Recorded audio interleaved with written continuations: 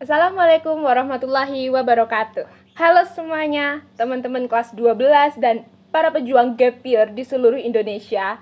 Orang-orang yang masih semangat mengejar cita-cita lolos perguruan tinggi negeri. Masih semangat kan ya? Ya takutnya aku ini udah semangat gini loh. Kaliannya justru yang kurang semangat gitu. Semangatlah ya, semangat terus. Jadi supaya kalian tetap semangat mengejar perguruan tinggi negeri, aku sebenarnya ini mau ngobrol-ngobrol sih sama temenku. Dia itu adalah temenku dari SMP, SMA, bahkan sampai kuliah sekarang. Kurang lebih kami kayaknya udah berteman berapa ya? 8 tahun lah ya. Hampir setiap hari lah ketemu ya, kecuali masa pandemi ini sih. Kami hanya sering ngobrol lewat chat gitu. Oke, tidak perlu banyak bicara lagi, langsung aja kita sapa. Halo Anin. Halo Lita, halo teman-teman yang sedang nyantai di rumah sambil dengerin kami ngobrol. BTW, aku senang banget loh bisa ketemu kamu lagi, Lit. Terakhir ketemu tuh 1 minggu yang lalu di Bukber SMA. Benar banget. Sekarang kalau mau ketemu itu harus pakai rencana jauh-jauh hari gitu loh. Misal, biasalah sekarang kalau ini kan kesibukannya udah beda-beda gitu loh. Kalau dulu kan zaman sekolah, aduh hampir tiap hari ketemu ya, kecuali Sabtu Minggu. Oke, gini deh Nin. Sebelum kita ngobrol lebih dalam lagi, coba perkenalkan diri kamu terlebih dahulu ke teman-teman semuanya. Mereka pasti penasaran lah sama kamu. Oke, pasti udah tahu kan pepatah tak kenal maka tak sayang. Oke, perkenalan dulu ya. Nama aku Anin Dewi Dastuti. Teman-teman boleh panggil aku Anin atau Ninda. Ini biasanya panggilan yang familiar. Aku mahasiswa semester 4 program studi Ekonomi Pembangunan, Fakultas Ekonomi di Universitas Tidar. Kalau yang belum tahu, universitas ini tuh terletak di Kota Magelang. Dan aku tuh masuk ke ekonomi linjur, lintas jurusan, karena dulu aku anak IPA dan bukan anak ambis, karena aku merasa B aja. Pinter ya enggak, bodoh juga enggak, malasnya juga enggak, jadi ya gitulah. Begitu perkenalan dari aku, singkat aja ya. Terima kasih. Oke. Jadi Anin ini kuliah di Universitas Tidar yang sudah menjadi perguruan tinggi negeri sejak tahun 2016. Masih cukup baru sih, tapi ya jangan meremehkan tentang persaingan gitu loh. Persaingan untuk lolos ke Universitas Tidar itu setiap tahunnya itu semakin sulit gitu. Yap, bener banget. Nanti kalian akan lihat buktinya setelah curhatan aku ini. Susah guys. Bener. Ngomong-ngomong, gimana kabar kamu sekarang, Nin? Alhamdulillah baik-baik aja, walaupun kemarin lebaran tuh masih ada beberapa deadline tugas, tapi itu kayaknya bukan cuma aku yang rasain ya. Pasti kamu juga kan, Nih? Bener. Kalau sekarang udah selesai belum nih tugas-tugas? Sepertinya belum, karena aku juga belum cek web tugasnya tuh karena masih sana lebaran ya, daripada bad mood mikir tugas gitu. Mending Gitu nanti ya. aja. Tugas ya lumayan banyak lah ya. Kalau kuliah itu hampir setiap mata kuliah itu pasti ada tugas dari dosen. Tapi ya itu kan baik lah buat kita. Jadi bisa belajar lebih lagi daripada cuman 2 SKS atau 3 SKS. Kalau nggak salah inget, itu tadi kamu bilang kalau kamu itu lintas jurusan ya. Susah nggak sih kalau belajarnya lintas jurusan tuh? Menurutku nggak susah ya, karena dulu di sekolah SMA aku juga mengambil peminatan IPS. Seperti itu loh. Aku kan ngambilnya IPA, tapi di mata pelajarannya juga ada sempilan mata pelajaran anak IPS. Jadi kayak ekonomi sama geografi itu pernah diajarin, dan ekonomi itu yang paling lama diajarkan di SMA. Jadi aku nggak kaget waktu kuliah. Udah tahu dasarnya lah lumayan gitu. Nah iya sih.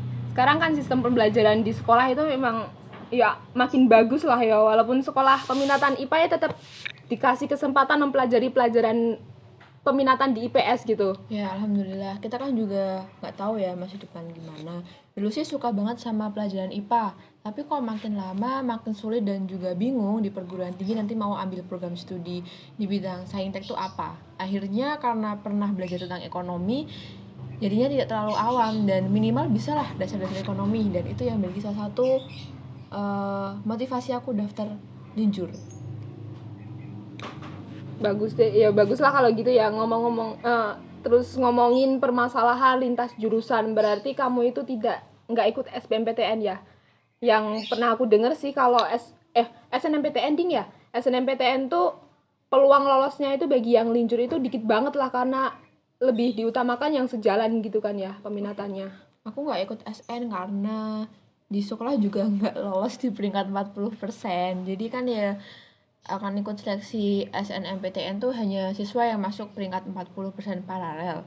Nah, kebetulan aku tuh nggak termasuk ke 40% itu.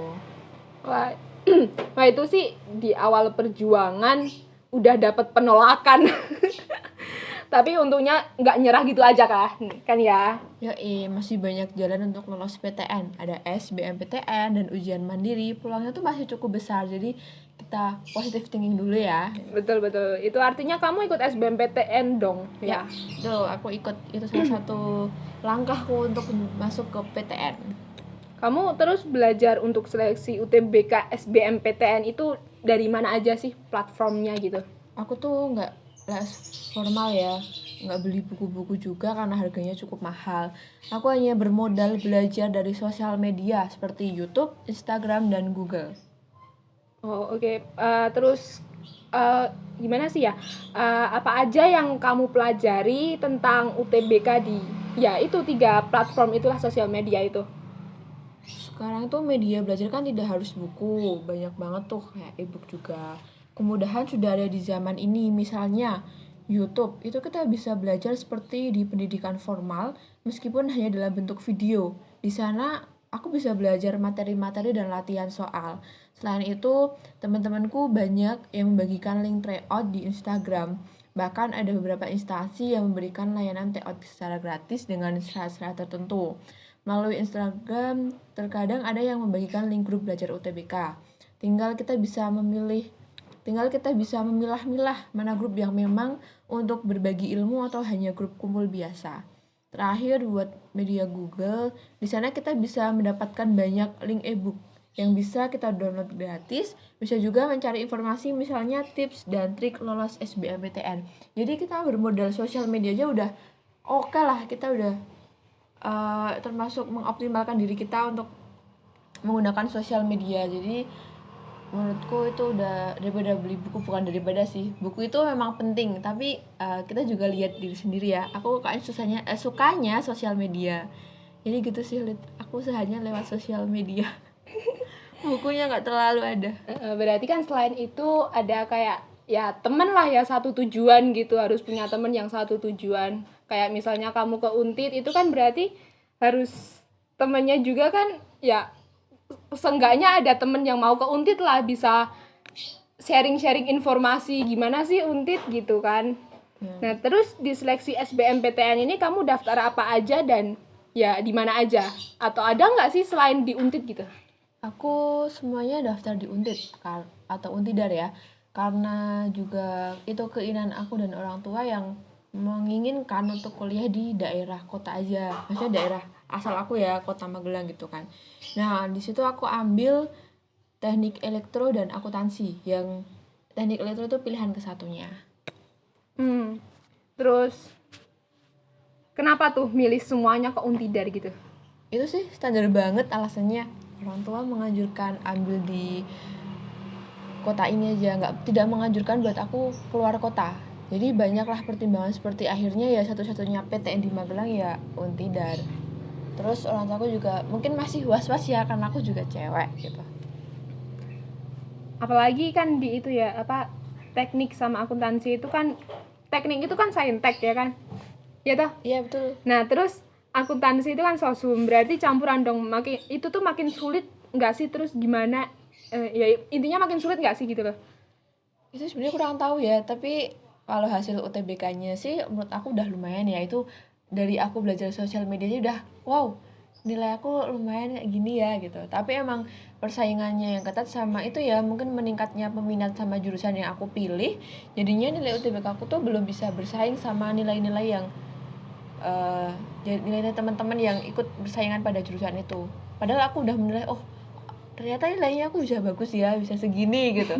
Tapi memang belum cukup untuk bersaing sama teman-teman yang lain. Iya, yang aku bilang tadi kalau Untidar itu tuh sulit ditebak karena emang ini universitas negeri yang baru, tapi ternyata banyak banget orang yang tahu gitu kan. Ya, betul. Jadinya banyak yang daftar tiba-tiba, yang tadinya cuman segini orangnya tiba-tiba tahun kita itu langsung banyak gitu, dan mereka nilainya juga bagus-bagus Iya. gitu kan. Jadi kitanya walaupun nilai kita bagus tetap aja anjlok di bawah.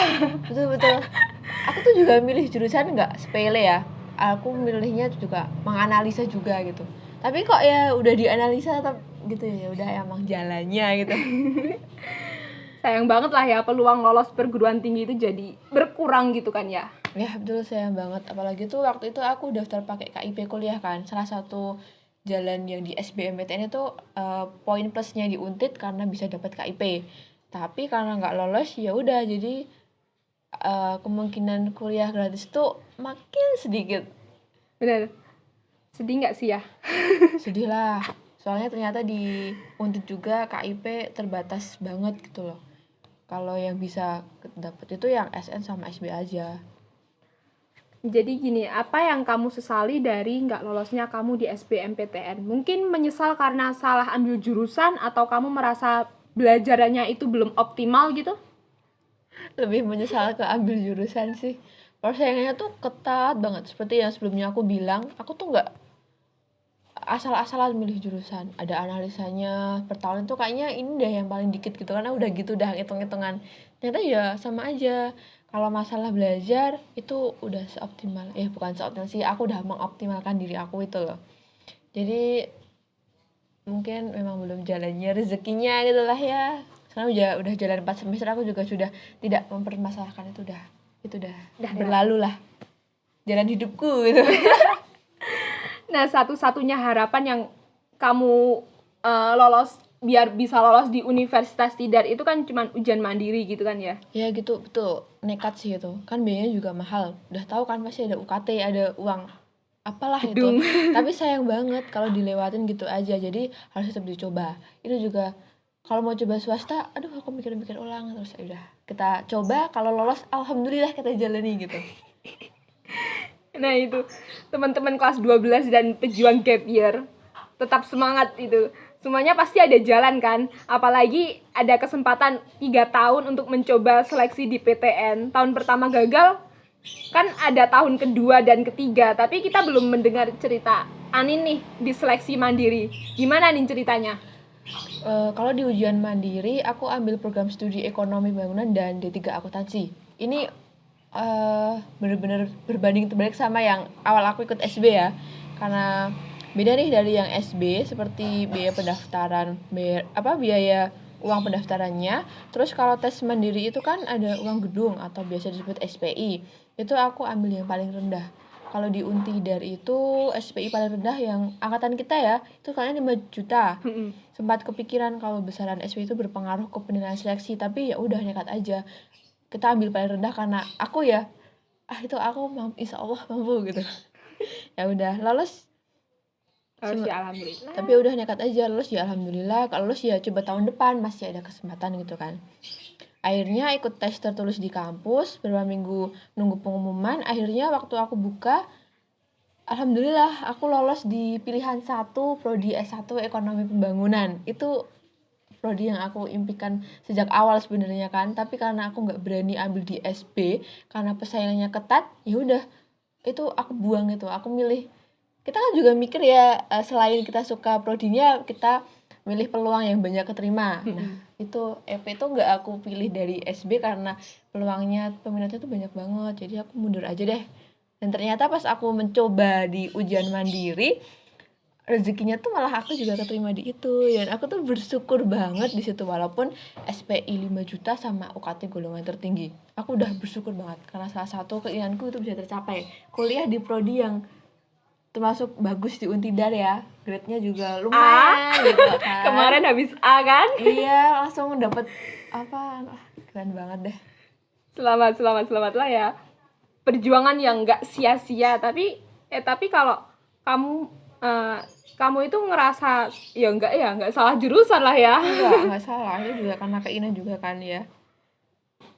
Karena dasarnya juga ekonomi tuh bukan hal yang baru buat aku. Terhitung ya, aku di SMA itu 3 tahun bahas ekonomi. Yang pertama makro mikro tuh udah dapet, pajak aja udah dapat, terus yang terakhir itu kelas 3 itu udah dapat pembukuan baik perusahaan jasa ataupun perusahaan dagang. Jadi ekonomi ya aku udah tahu gitu. Mungkin kalau yang di kuliah sekarang ya kita udah kelihatan, aku ternyata di ekonomi pembangunan tuh menjurusnya tuh ke gini, kita lulusnya udah tahu gitu kan. Selama 4 semester ini tuh baru kelihatan. Kalau dulu sih awal-awal cuma gini ya ekonomi, kita lihat dulu aja, masih awam gitu kan. Sekarang aku udah tahu gitu, EP tuh kayak gini ya gitu. Kalau dulu kan masih dasar-dasar gitulah ya, awal-awal lah. Ya betul. Terus gini, kalau jalur mandiri itu kan mahal. Kalau menurut orang tuamu itu gimana? Aduh, kalau soal biaya tetap keberatan ya. Tapi alhamdulillah ada rezeki dan sampai sekarang masih bisa bayar UKT. Apalagi aku juga nyambi kerja, itu salah satu poin aku tetap semangat kuliah. Karena akhirnya dari hasil kerja sama orang tua aku tuh aku juga bisa bantu-bantu untuk biaya kuliahnya. Jadi sampai sekarang tuh masih jalan gitu. Alhamdulillah banget. Ada aja rezeki gitu kan. Bener. Gimana kamu bisa kepikiran itu kerja buat bayar kuliah gitu? Itu sebenarnya tujuanku setelah lolos mandiri tuh, kalau misalnya nih aku lolos SB kan dapat KIP tuh, aku ya juga kemungkinan resign, tapi karena enggak ya udah aku lanjut kerja. Dan BTW juga nih aku tuh kerjanya sebelum kuliah, jadi sebelum kuliah tuh udah dapet kerjaan. Jadi setelah kuliah aku bisa nerusin atau enggak, dan ternyata aku masih memilih untuk meneruskan karena aku juga masih membutuhkan gitu. Butuh duit ya. Ya betul. Itu kan gini, kan tujuan setelah lolos kuliah itu setelah lolos seleksi mandiri itu kan itu ya buat bayar kuliah itu kan. Berarti ada tujuan lain sebelum pengumuman lolos seleksi mandiri. Itu apa? Aku pernah keinginan mencoba masuk ke univ swasta. Kan ada tuh tawaran KIP. Tapi aku lihat-lihat prodinya itu bener-bener gak ada yang aku seret. Ya udah aku akhirnya mundur. Terus kalau emang aku nggak keterima tuh di ujian mandiri, masih ada tahun 2 sama tahun ketiga dong, jadi aku bisa coba. Tapi ternyata aku lolos dan itu udah kesempatan aku nggak mungkin menghapus atau tidak mengambil kesempatan itu loh di saat itu prodi yang aku suka. Dan alhamdulillah ada aja jalan untuk itu ngikutin itu. Jadi aku siap menjalani ini gitu. Jadi alhamdulillah ya Allah, sampai sekarang sudah semester 4, tinggal dikit lagi gitu. 2 tahun ya, separuh lagi atau ya. 1,5 tahun? Itu 1,5 tahun itu tujuan utama, itu cita-cita loh. Kumlat. Amin. Gini, aku ada pertanyaan dasar ya buat kamu. Apa sih alasan kamu ngejar perguruan tinggi negeri? Kalau misal tahun 2020 itu kamu nggak lolos di negeri, kan masih ada swasta kan? Seperti yang kamu bilang tadi. Lumrah sih, karena PTN itu lebih murah. Apalagi dulu aku optimis banget bisa dapat KIP. Kan di PTN kuotanya lebih banyak KIP kan. Nah, ternyata masih belum rezeki, tapi ya itu udah jalannya, sudah balik lagi, itu sudah takdirnya gitu. Oke. Kalau di Untidar kamu gini, udah pernah coba-coba belum sih mengajukan keringanan? Udah berapa kali tuh, dari semester 1 aku udah nyoba ya. Tapi yang aku dapetin tuh baru keringanan 2 kali angsuran. Ini udah lumrah sih dari semester 2 ya. Teman-teman Untidar tuh juga banyak yang dapat angsuran 2 kali. Terus pernah tuh 1 kali buat surat pengajuan penetapan ulang UKT biar UKT-nya tuh turun. Kalau nggak tuh minimal 50% gitu. Minimal 50% tuh potong gitu. Tapi mungkin masih proses ya. Aku juga belum dapat perkembangan apapun karena mungkin memang belum diurusin ya nggak tahu deh, udah diurusin tapi kita belum tahu publikasinya aja. Masih rahasia mungkin ya. Ya masih dipikir sama Pak Rektor mungkin ya. Iya. Gimana ini ya potongan. Ya semoga aja ada keringanan lah ya, amin gitulah. Amin. Iya, kalau soal beasiswa udah pernah daftar belum? Berapa kali tuh aku pernah coba dari semester 2 ya, kan biasanya kadang minimal daftar beasiswa itu dari semester 2. Kalau semester 2 semester 3 itu coba daftar beasiswa yang kayak yang di luar, seperti itu beasiswa Basnas nggak sih, itu sama Lazis aku pernah ikut. Karena itu memang itu kan sosial nggak sih, bakti sosial itu kan, kok bakti sosial sih, organisasi sosial yang memberikan beasiswa. Nah aku ikut yang kayak gitu. peluangnya mungkin ya kita emang harus dengan pendidikannya juga, sama kita basic kita ngikutin kegiatan sosial, tapi ternyata belum rezeki. Dan yang terakhir itu aku nyoba beasiswa Bank Indonesia yang memang disediakan oleh kampus, tapi seleksi administrasi di fakultas aku tidak lolos. Kayaknya itu ke IPK-nya sih, aku nggak tahu rata-ratanya, atau aku kegiatan sosialnya masih kurang banyak, atau ya aku juga tidak tahu karena nggak tahu sih aku salahnya di mana, karena emang nggak ada penjelasan apa-apa kan. Jadi oke, berarti aku BI pada tahun ini nggak lolos, aku mau coba tahun depan lagi gitu. Harus dong tetap semangat. Bener. Tetap semangat kan. Kan masih ada kesempatan sampai semester berikutnya. Jadi apalagi beasiswa kan nggak cuma Bank Indonesia, walaupun di Undip itu cuma ada BI sama Basnas kan, tapi di luar kan masih banyak. Terus aku juga sedang mengembangkan diri juga gitu. Bismillah. Sering dapat dari mana sih info-infonya? Aku kebanyakan dari Google lah, kalau enggak IG. Aku banyak banget ngikutin Instagram yang info beasiswa kuliah. Terus paling real time setiap 1 minggu sekali bukain website info beasiswa, karena kadang-kadang kan bisa telat tau, cuma buka berapa minggu ternyata udah nyiapin berkasnya kelabakan. Kali yang aku pernah minta itu pernyataan kuliah di kampus itu, aduh ya ampun, itu kan harus wirawiri ya, ketemu pejabat fakultas. Tapi ternyata nggak lolos. Tapi ya nggak apa-apa lah, Ribet-ribet ya tapi ya golek lah ya, tetep ada. tetep lah, itu kesempatan kita gitu. Pernah apa ya dulu ya, pernah nyoba dapat kayak yang kita ikut challenge, terus namanya MF gitu ya, hijab gitu. Hadiahnya kan lumayan, dapat uang beasiswa sama kita ikut acara sosial. Ternyata aku nggak betah karena itu lama banget, berbulan-bulan. Aku tuh sama bestiku kan ikut, dia juga nggak kuat, ya udah aku juga kuat deh. Udah deh, perjuangan Nggak sekali. jadi. Oke, kalau kita kan ini udah ngobrol lama cukup lah ya, lama 22 menit ngobrol tentang pengalaman Aninda, tentang lika-likunya lolos perguruan tinggi negeri yang akhirnya lolos di jalur mandiri. Iya. Kalau menurut kamu ini perjuangan lolos PTN itu susah nggak sih? Susah guys, karena harapannya itu kan kita langsung, oh aku lolos SB langsung bisa kuliah, bisa dapat KIP. Ternyata masih banyak jalan yang harus aku lalui, perjuangan sampai sekarang itu aku oh susah banget ya aku ya. Tapi itu motivasi sama semangat aku sampai detik ini, sampai cerita sama kamu tuh masih semangat kuliah tuh ini loh gitu. Semangat 45. Sip lah. Anin dan teman-teman semuanya, kita kayaknya udah ada di penghujung waktu, tapi ya masih ada lah berapa menit ya kita bisa ngobrol lagi. Mungkin Anin ada pesan-pesan untuk para siswa kelas 12 dan pejuang gap year agar mereka tetap semangat ngejar PTN gitu. Ini petuah simpel ya. Mau PTN atau swasta, menurutku tuh sama aja dalam hal pendidikan ya. Tinggal kita pilih apa yang sesuai sama kehidupan kita sekarang. Misalnya nih, buat kuliah aja masih belum ada biaya, berarti kita perlu cari beasiswa atau mungkin KIP seperti yang udah disediakan oleh pemerintah. Tapi yang pasti, kalau kita mendapatkan kesempatan kuliah, jangan disia-siakan ya. Semisal kita lolos di jurusan ini lewat jalur SN tuh, ada kan beberapa anak yang akhirnya menolak dan merugikan, bisa teman satu sekolahan ternyata merugikan. Itu harusnya kalian jangan seperti itu ya guys, itu kalian merusak kesempatan orang lain gitu.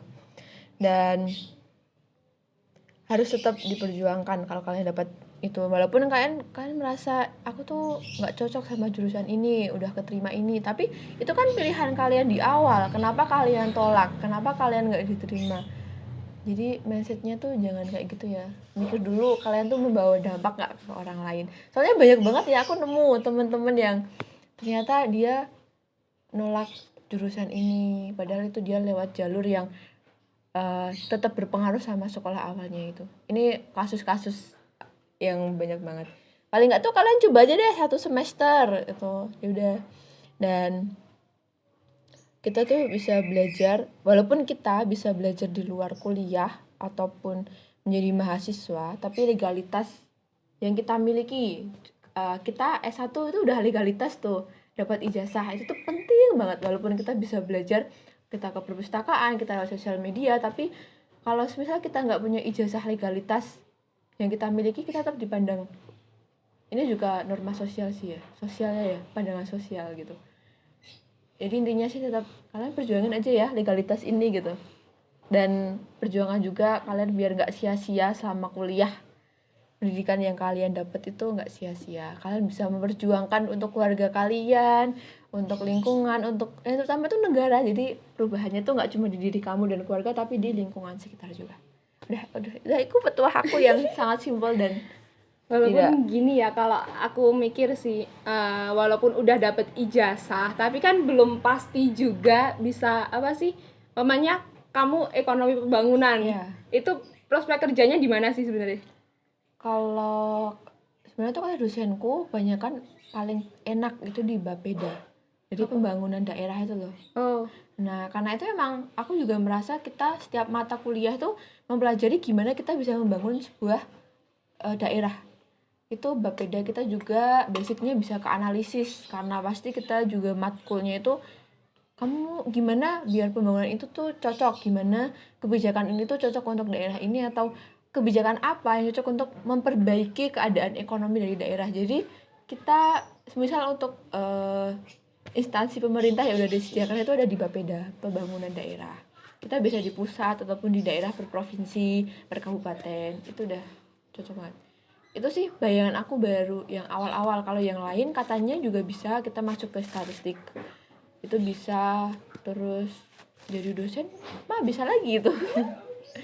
Tapi mungkin kalau aku lebih minat ke analisis pembangunan itu Bapeda. Aku minat banget tuh sama itu.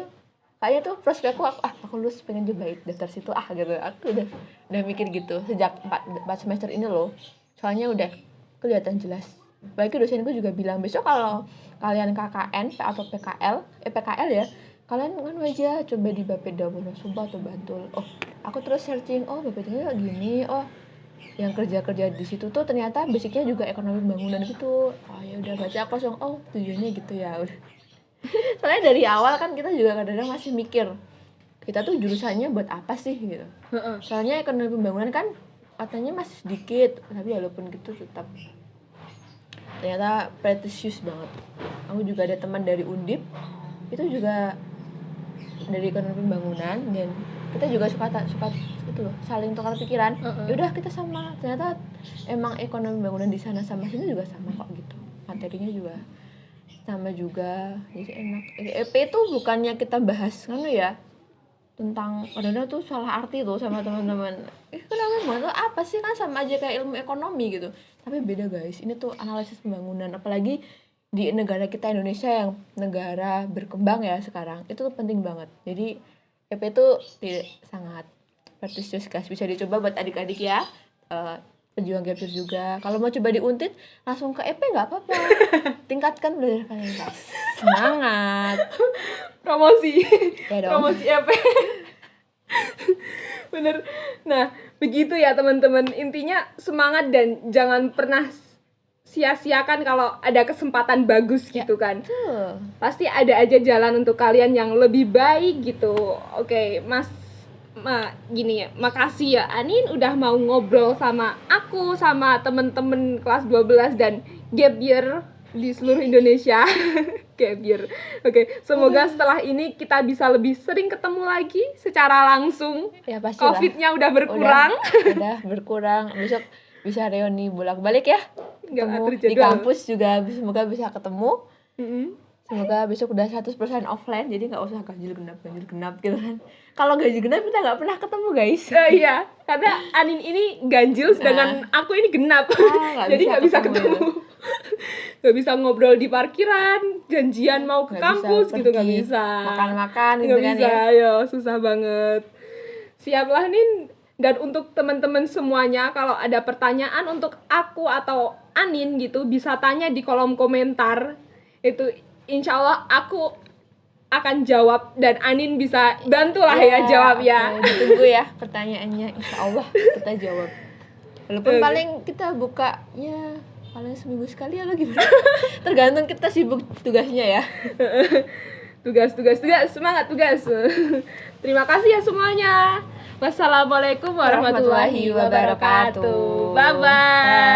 Bye.